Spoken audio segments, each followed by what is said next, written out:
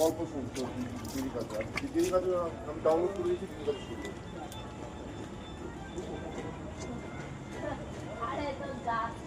দিদি দরজা খুলে রেখেছে, বলেছে চোরকে চোর আসো, আমাদের দুটো ফোন আমাদের বেডরুমে আছে, বুঝলে না ফোনগুলো ভালো লাগছে না দেখতে, তাই জন্য দুটো ফোনই নিয়ে গেছে, দাদা ফোনও নিয়ে গেছে, দিদি ফোনও নিয়ে গেছে, ঘরে ঢুকে চোরে নিয়ে গেছে। এটা হচ্ছে প্রথম।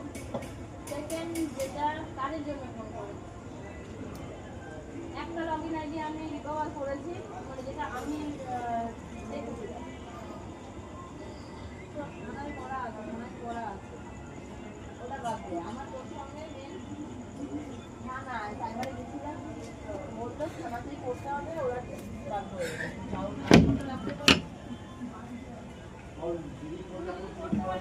করে দিয়ে কেন দাদা